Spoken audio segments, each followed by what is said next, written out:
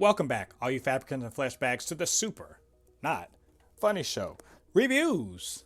And today I'm reviewing Bel-Air Season 2, Episode 9. It's entitled Just Like Old Times, and it's streaming on Peacock. So, what did I think about it, and should you be watching? Before we get into the review, get down there, hit like on this video. Man, as the penultimate episode of, I'm assuming, of this season, we don't know how many episodes, but I'm assuming 10.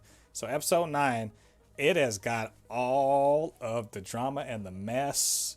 A lot of things coming to a head. I mean, we've been following so many, plot threads here. Carlton, he's relapsed and he's off on his own bullshit. Lisa's got, she's kind of hooked up with Drew, who's a piece of crap. Jazz and Hilary, they broke up, and LaMarcus is definitely in there making his move. Ashley, I guess they're sort of trying to figure a story out for her, I suppose. Uncle Phil and his law firm is kind of they're on shaky terms, and then his old his ex-girlfriend, she's around trying to poach him. And Viv's trying to figure out whether or not she can, take this job, but also she's navigating Carlton's crap. And also the whole, the ex, that all that stuff is going on. Hilary's trying to figure out her whole, her professional thing with the influencer house. I mean, there's just so much mess going on, and I love it. I can't help it. This is a soap opera version of the Fresh Prince, and I freaking love it. Even if some of the stuff that's happening, I'm just like, damn it. Like, my favorite character on this show, besides Jazz, is Carlton. Yes, it's Carlton. Just because there's so much change and there's so much drama and stuff related to him. And it pains me to see him relapse. Just pains me.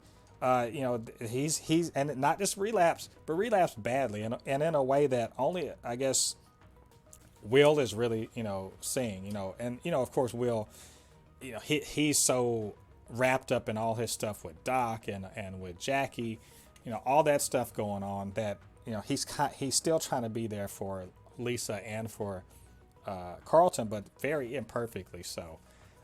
But I just hate seeing him relapse, and then having to he's not just lying, he's building a house of lies. And oddly enough, Connor, who we sort of have just kind of built up as a bit of an elitist asshole, kind of comes through. And we remember, hey, he and Carlton they were friends for a long time, since they were little kids.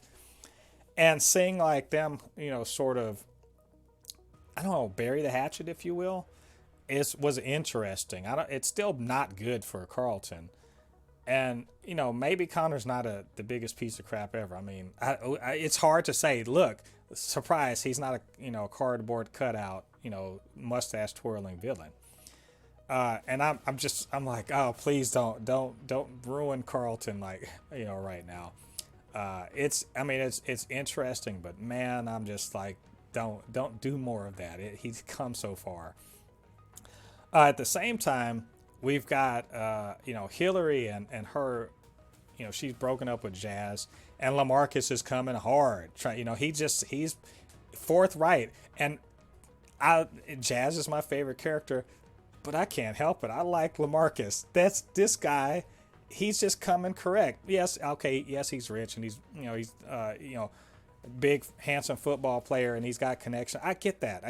Yeah, but honestly, as a character, he's been very open and forthright and supportive, and he's doing everything he can to win Hilary, and Jazz is just nowhere to be seen. He's losing legitimately to LaMarcus, who seems to be a good dude.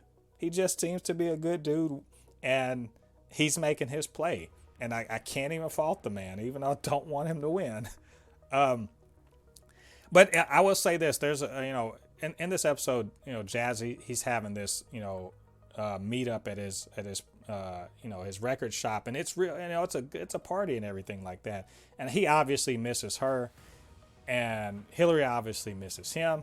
And there's a thing that they do that always annoys me in movies or stories or whatever. That whole I'm looking at you but you're not looking at me, or you're looking at me and I'm not looking at you, and somehow since we both happen to watch at the wrong time, now we think the other one doesn't give a damn, and that's it.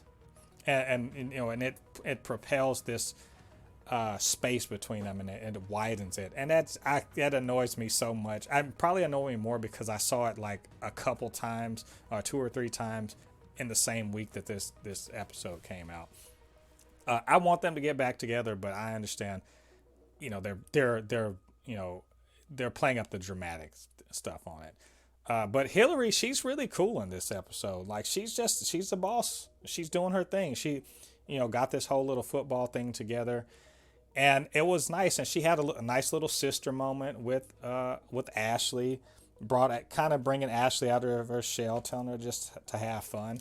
I thought it was a bit questionable that they're having all the influencers, and then suddenly they bring in middle schooler Ashley to put on her the little outfit that's clearly meant to sexualize the girls in the house while they were out there with those guys. And I was like, I felt badly for the guy who had to guard Ashley in their little flag football game, because I was like, man, you're gonna get worked over, because there in no way can you have any contact with her without it looking weird. And I thought that was quite a choice from the screenwriter, the screenwriters and the director, to do that with Ashley. But I guess I'll accept this. Ashley actually had something to do in this episode, and she wasn't sidelined completely, but still quite an odd choice to me. Aunt Viv, she's doing her thing. It was crazy that Angela came over, because there was this big confrontation in the previous episode, and this one they buried a hatchet.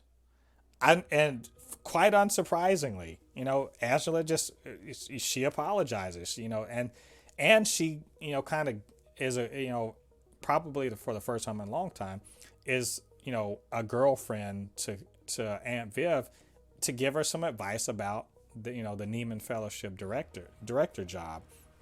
And it does lead her to make like a choice that I think we all kind of saw coming, that she was going to take the job. Even if it did like kind of kick out Janice. At the same time, Aunt Viv, she's dealing with, again, Carlton's bullshit. It's pretty much what it is. And she has the mom's intuition. I love that scene. There's a scene where, Connor and his mom, and then Aunt Viv and Carlton, and they're trying to figure out, do the stories line up about what happened. And Connor, he throws himself under the bus to get Carlton out of it, as he says, because your mom is much scarier. And it was an interesting contrast between Connor and how he talked to his mom, and Carlton and how he talked to Aunt Viv, and the kind of the way the two moms sort of took what was going on. I mean, it's clear Aunt Viv doesn't buy the story, but she's not interested in like really kind of having an interrogation. And the other mom thinks Connor's just a screw up, and just the difference there is very interesting. And I don't think that's unintentional to show the different parenting styles between two clearly successful women. So Aunt Viv, she's got all that going, but she's given Uncle Phil the blessing to go ahead with this whole joining the other law firm. And Uncle Phil, his whole deal is among other things, is just trying to figure out what to do to save the firm.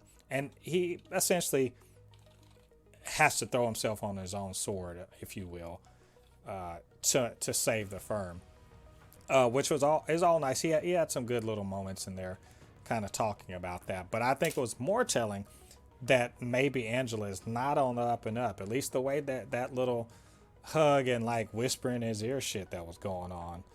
When it was clear that Phil was going to make the decision to join the firm in order to save the firm he helped start.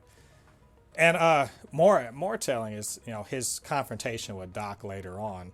And look, is Doc a good guy? No, but he's also a hustler, and he did some chess moves to get Uncle Phil in a position to essentially have to help him out with his whole ex-partner problem. And I thought that was a well-crafted bit of story. We didn't really know where Doc was coming from.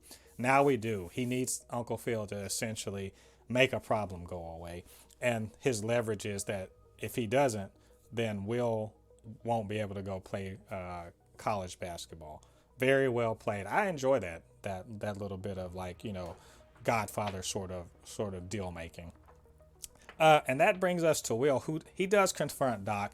And I thought that his confrontation with Doc had a lot of shades of that whole, in the Fresh Prince, where Will is disappointed by his dad and kind of has this, moment with Uncle Phil. But it was more of he's just communicating to Doc that how much of a disappointment that he just, he just isn't, as good a person as maybe he thought he was hoping he'd be, that he couldn't trust him, and that, maybe a lot of the other black male, figures around him have been similarly disappointing. And, I'm not sure how much of an effect it had on Doc, but it was very telling that, Will would have that kind of, conversation, man to man with him. I'm not totally good with Will and what he was up to in this episode, because in some places he's good, but in others, I mean, what was that whole thing with Jackie? We got to talk, but let's have sex first. Like, that seems to be his MO. Let's have sex and then drop the bomb on you, which is kind of messed up. Like, you came there to talk, but y'all didn't talk. Y'all had sex, and then you had this whole little "I can't be with you" moment. And I understand where Jackie's coming from, but yes, was she wrong? Was she completely wrong? Is Will going to be able to, like, get over himself to listen? We're going to see. I think there's plenty of big storylines that are about to come to a head in the next episode, and I'm really looking forward to it. I like all this drama. It's fun stuff. Like, even if it's not playing out exactly the way I want.